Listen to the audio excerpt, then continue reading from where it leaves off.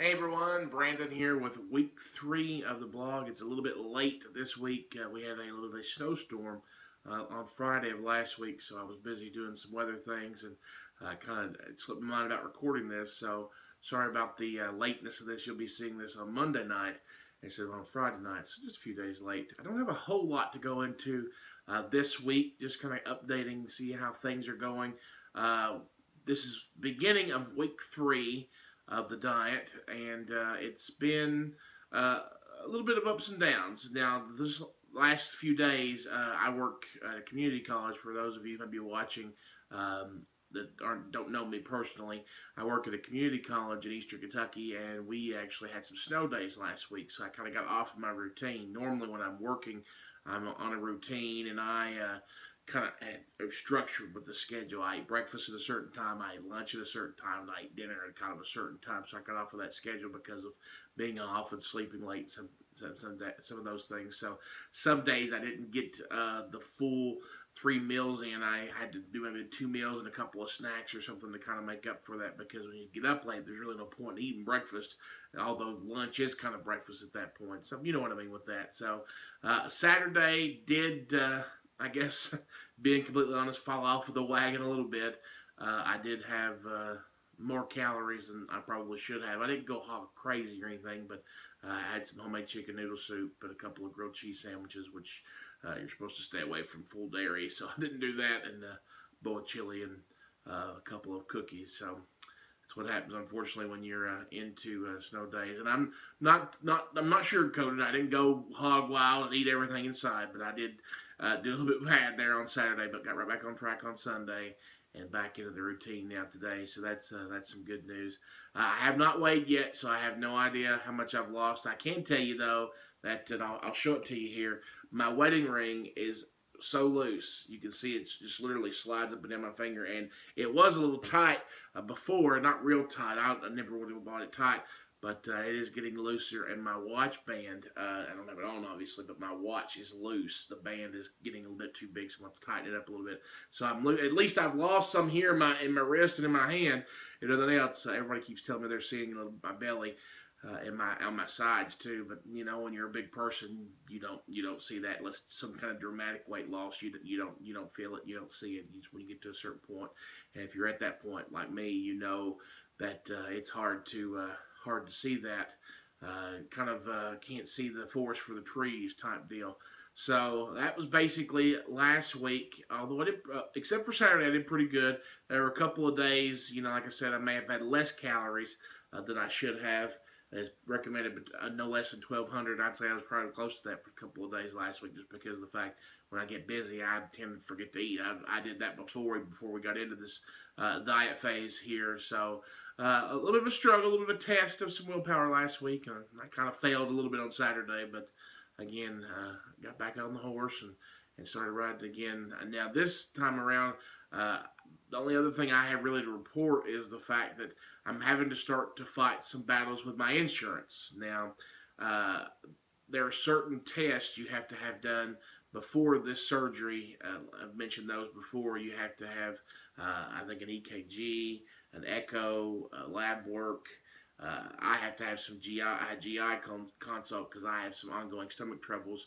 That I'm not really sure, and the doctor wasn't really sure what they are, so we're going to try to figure that out here pretty soon. But you have to have a few tests done. Well, the insurance denied my echo, so I'm probably going to have to end up fighting that. You know what? It's really sad, and I'm not going to get onto a big rant about insurance or anything. I'm not going to name any companies because that's not what this is for. But it's really sad when you're trying to better yourself and lose the weight.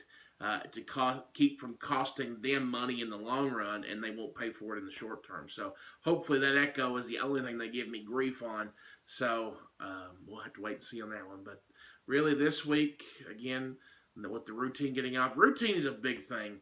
So keep that in mind. Try to do the best you can to stay in a routine. That's my advice, because once you get out of that, that's when you get into the fact that, well, you know, I'm staying up late, or I'm doing this.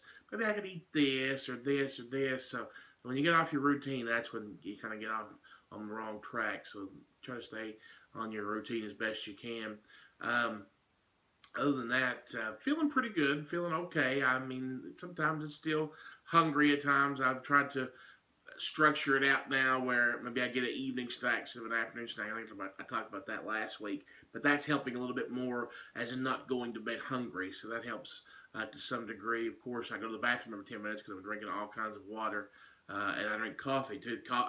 See, before I was a huge pop drinker, so I slowly had started to transition once I became a coffee drinker. And ironically, let me give you a little bit of the backstory how I became a coffee drinker. My wife and I, when we got married in 2014, we'd asked for, as one of our wedding presents or one of those shower presents for a Keurig. And they were expected we'd get it. We thought, oh, yeah, we put it on our wish list and, just for fun. But we got one. So I said, well, I'm not going to let a $200 coffee machine go to waste. Well, not $200, but $100 coffee machine go to waste. So I taught myself to start drinking coffee.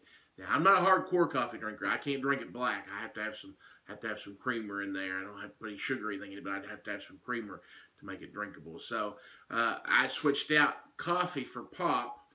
So I'd been doing that already, and then now I've just been trying to drink a lot more water. Now, if you're like me and you're not a big fan of drinking just gobs and gobs and gobs of water, I drink those. I think they're about a liter or something similar to that. They're very tall bottles.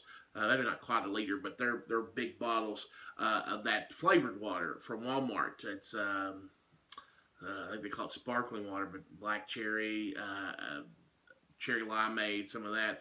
But the big thing is, I'm drinking it now, but I have to get rid of it after surgery because it's carbonated. You can't have any kind of carbonation after the surgery. So that's one thing I'm going to have to switch out. I have to start using some of those flavor packs you say that you can pour into regular bottled water. But I hated water.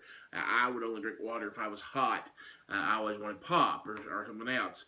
So that was a big thing for me. But now that I've gotten off on that water, then I like the flavor packs pretty good. I don't think it'll be too big of a transition for me post-surgery, but we're still a long way from that. So again, I appreciate you all following along on this journey. I hope that these videos are helping you in some way. And again, if you have questions, please ask me, because we're learning, I'm learning, you're learning as we go. This is what this video journey is. It's a process, a learning process, and there are still some things I'm still trying to figure out what I can eat and what I can't eat, and try to give myself some variety, because the first 2 weeks I basically ate the same thing every day, and I still have not figured out something different. For the most part, for lunch, I'm really bad for eating a sandwich, and the same kind of sandwich either day, either roasted chicken or turkey breast or something like that, eating the same thing for lunch every day for the most part.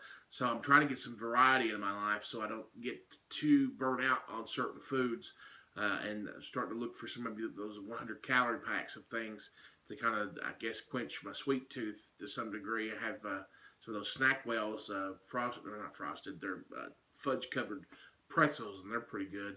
But when you're a big guy like me, it doesn't seem like those 100-calorie packs go very far. So it's all about willpower. It really is, and it's all about making sure that you just make sure that you know what you're eating and know what your portions are. We still have continued to log, and that's getting easier because, especially with eating the same things, we know kind of what the calories are going to be. So that's a big thing with that. So I really don't have much else to say at this point. Now, again, once we keep going through, these blogs will probably get shorter. Now, this one's probably going to be about 9 minutes long or so, but they're going to start getting shorter because until we start having some doctor's visits and things, I really don't have a whole lot to tell you about.